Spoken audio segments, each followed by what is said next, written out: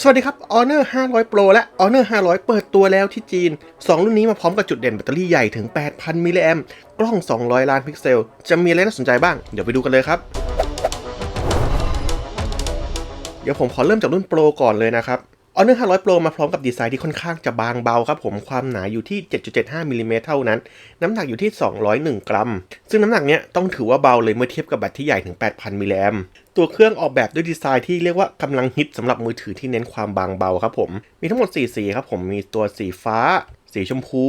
สีขาว แล้วก็สีดำคลาสสิก สิ่งที่น่าประทับใจก็คือ Honor ใส่ระบบกันน้ำกันฝุ่นแบบจัดเต็มครับผม IP68 IP69 แล้วก็ IP69K ครับหมายความว่านอกจากจะสามารถเอาจุ่มลงน้ำได้แล้วเนี่ยยังสามารถทนกับน้ำแรงดันสูงหรือว่าน้ำร้อนได้อีกด้วยมาดูหน้าจอกันบ้างครับผม Honor 500 Pro มาพร้อมกับหน้าจอแบบ AMOLED ขนาดอยู่ที่ 6.55 นิ้วความละเอียดอยู่ที่ 1.5K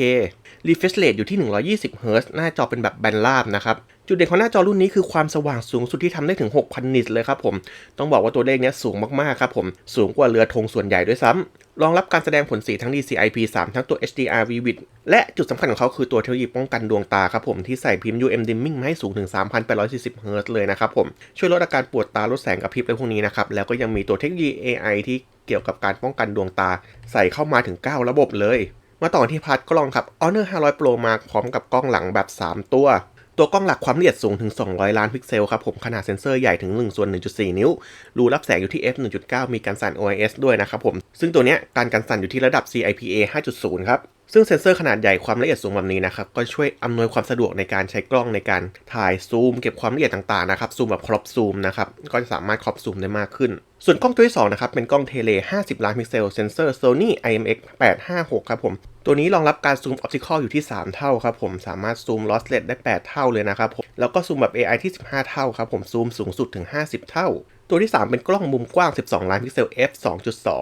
ส่วนกล้องหน้าให้มา50ล้านพิกเซล f 2.0 ครับผมฟีเจอร์กล้องให้มาแน่นๆเหมือนเดิมนะครับผมไม่ว่าจะเป็นตัว AI แนะนำการโพสท่านะครับแล้วก็ฟิลเตอร์สีแบบกล้องฟิล์มมีการเลือกช็อตที่ดีที่สุดให้อัตโนมัติด้วยมาดูด้านประสิทธิภาพกันบ้างครับผม Honor 500 Pro ใช้ชิปเซตตัว Snapdragon 8 Elite ครับผมซึ่งเป็นชิประดับเรือธงของ Snapdragon ของปีที่แล้วครับผมซึ่งถือว่าประสิทธิภาพเนี่ยก็ยังสูงมากๆอยู่ครับผมเล่นเกมลื่นไหลประมวลผล AI ด้วยความรวดเร็วนะครับนอกจากนั้นเขายังมีชิปเสริมอย่างเจ้าตัวชิปตัว C1 Plus ด้วยนะครับผมซึ่งจะมาช่วยเสริมสัญญาณทำให้การจับสัญญาณต่างๆทำได้ดีขึ้นโดยเฉพาะพื้นที่ที่มีสัญญาณอ่อนหรือในพื้นที่ที่มีการใช้สัญญาณกันเยอะอย่างเช่นในคอนเสิร์ตส่วนแรมเป็นแบบ LPDDR5X พื้นที่เก็บข้อมูลเป็น UFS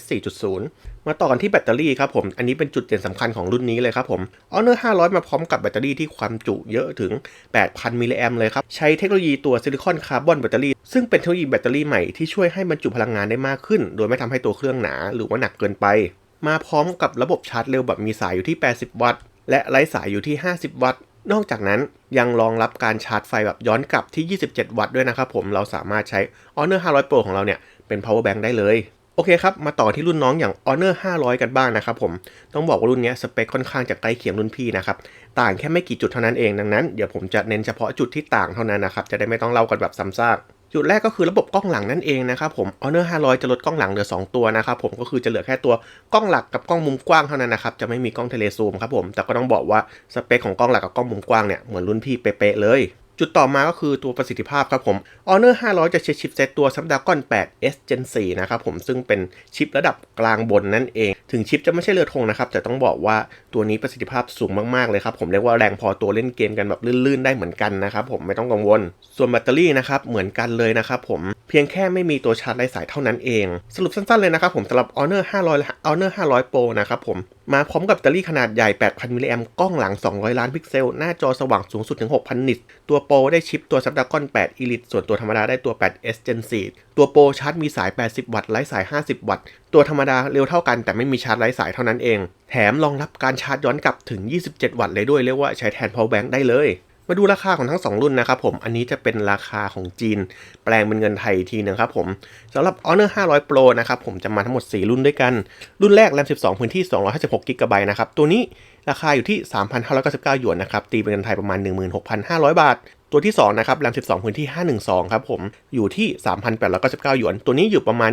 17,500 บาท ตัวที่3นะครับแรม16พื้นที่512นะครับอยู่ที่ 4,199 หยวนหรือประมาณ 19,500 บาทนะครับและตัวท็อปของเขาก็คือตัวแรม16พื้นที่1 TBครับราคาอยู่ที่ 4,799 หยวนครับผมแปลงเป็นเงินไทยประมาณ 22,000 บาทส่วนน้องเล็ก Honor 500จะมีแค่3ความจุให้เลือกนะครับก็จะมีตัวแรม12พื้นที่256อยู่ที่ 2,699 หยวนครับผมประมาณ 12,500 บาทแรม12พื้นที่512นะครับอยู่ที่ 2,999 หยวนครับอยู่ที่ 13,500 บาทและตัวแรม16พื้นที่512ครับราคาอยู่ที่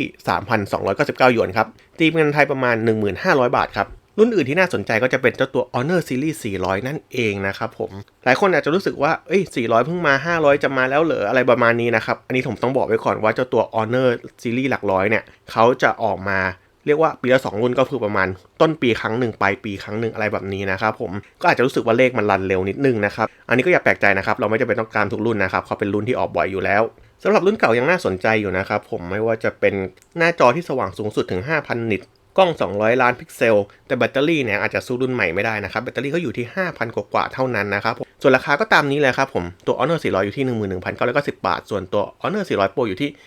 18,990 บาทครับผมใครสนใจนะครับเดี๋ยวผมแปะลิงก์เอาไว้ที่ตัวคำที่บายคลิปแล้วก็ YouTube Shopping นะครับไปกดกันได้เลยเดี๋ยวผมแปะให้ทุกรุ่นเลยรวมถึงถ้ารุ่นใหม่มาเดี๋ยวผมแปะไว้ให้ด้วยนะครับผมส่วนใครชอบคลิปนี้นะครับอย่าลืมกดไลค์กดแชร์กด Subscribe ให้เราด้วยนะครับผมสำหรับวันนี้ก็ลากันไปก่อนครับสวัสดีครับ